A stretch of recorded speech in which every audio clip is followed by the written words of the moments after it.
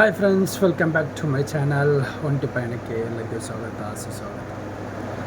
Friends, ತಾವು ಹೋದ ವೀಡಿಯೋಗೆ ತುಂಬಾ ಸಪೋರ್ಟ್ ಕೊಟ್ಟಿದ್ದೀರಾ. ಅದೇ ಥರ ಇನ್ನೂ ಮುಂದೆ ಮಾಡೋ ವೀಡಿಯೋಕ್ಕೂ ಅದೇ ಥರ ಸಪೋರ್ಟಾಗಿ ಇರ್ತೀವಿ ಅಂತ ನಾನು ಅಂದ್ಕೊಂಡಿದ್ದೀನಿ. ನಾವು ಇವತ್ತು ಹೊಸದಾಗಿ ಒಂದು ವೀಡಿಯೋ ಮಾಡೋಣ ಅಂತ ಹೊರಟಿದ್ದೀನಿ. ನಮ್ಮ ಜರ್ನಿ ಮೈಸೂರು, ಊಟಿ, ಕೊಡೆಕನಲ್ ಈ 3 ಪ್ಲೇಸಿಗಾಗಿರುತ್ತೆ. ನಾವು ಒಬ್ಬನೇ ಅಲ್ಲ, ಈ ಸತಿ ನನ್ನ ಫ್ರೆಂಡ್ಸ್ ಕೂಡ ಇದ್ದಾರೆ ಒಟ್ಟಿಗೆ ಹೋಗಲಿಕ್ಕೆ. ಪ್ಯಾಕೆಲ್ಲ ಆಯಿತು, ಇನ್ನು ಹೊರಡ್ದಷ್ಟೇ ಬಾಕಿ ಇದೆ.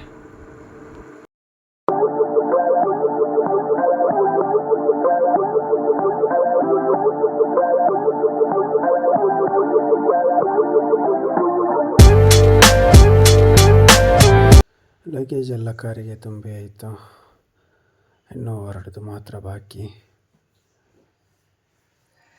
ಹಾಗೆ ನಾವು ಹೊರಟ್ವಿ. ಮಾಣಿ ಆದಮೇಲೆ ಸಂಪಾಜೆ ಘಾಟಿ ಬರುವ ಹತ್ತಿರಕ್ಕೆ ನಾವು ಅಲ್ಲಿ ಎಲ್ಲ ಬಿಸಿ ಬಿಸಿ ಟೀ ಕುಡಿದು ಮತ್ತೆ ಹೊರಟ್ವಿ. ಮೈಸೂರಿಗೆ ಮುಟ್ಟುವಾಗ ರಾತ್ರಿ ಆಯಿತು. ಅಲ್ಲಿ ಒಂದು ರೂಮು ತಗೊಂಡಿದ್ವಿ. ಆಲ್ರೆಡಿ ನಾವು ಬುಕ್ ಮಾಡಿದ್ವಿ ರೂಮ್ ಬುಕ್ ಮಾಡಿ ನೈಟ್ ಆಗುವಾಗ ರೂಮಿಗೆ ಬಂದು ಅಲ್ಲಿ ಸ್ವಲ್ಪ ಹೊತ್ತು ಕೂತು ರೆಸ್ಟ್ ತೆಗೆದು ಆಮೇಲೆ ಅಲ್ಲಿಂದ ಫ್ರೆಶ್ ಆಗಿ ಮತ್ತೆ ಹೊರಟ್ವಿ. ಬೆಳಿಗ್ಗೆ ಮೈಸೂರು ಟು ಕೊಡೆಕನಲ್ ರೂಟಿಗೆ ಹೊರಟ್ವಿ. ನಾವು ಡೀಸೆಲೆಲ್ಲ ಫುಲ್ ಮಾಡಿ ಕಾರಿಗೆ, ಆಮೇಲೆ ಟಿಫಿನ್ ಮಾಡೋಕ್ಕೆ ಹೋಗಿ ಸ್ವಲ್ಪ ಎಂಜಾಯ್ಮೆಂಟ್ ಎಲ್ಲ ಮಾಡಿ ಕಾರಿನಲ್ಲಿ.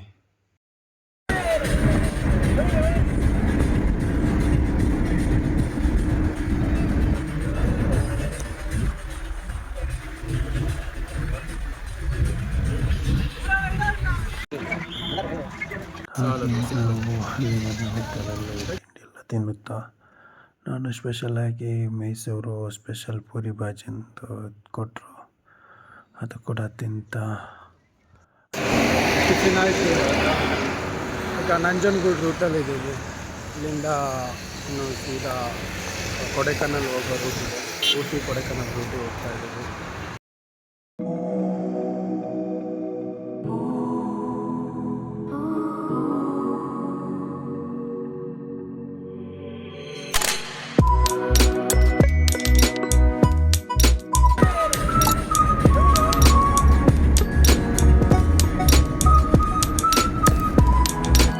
ಇಲ್ಲಿಂದ ಕೊಡೆಕನಲ್ ರೂಟಿಗೆ ಸುಮಾರು 240 ಕಿಲೋಮೀಟರ್ ಇತ್ತು.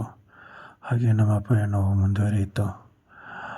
ಇನ್ನು ಸ್ವಲ್ಪ ದೂರ ಹೋದರೆ ತಮಿಳುನಾಡು ಬಾರ್ಡರ್ ಸಿಗುತ್ತೆ. ಆಮೇಲೆ ಸತ್ಯಮಂಗಲ ಘಾಟ್ ಅಂತ ಒಂದು ದೊಡ್ಡ ಘಾಟ್ ಇದೆ. ಆ ಘಾಟಲ್ಲಿ ಹೋಗ್ಲಿಕ್ಕಿದೆ.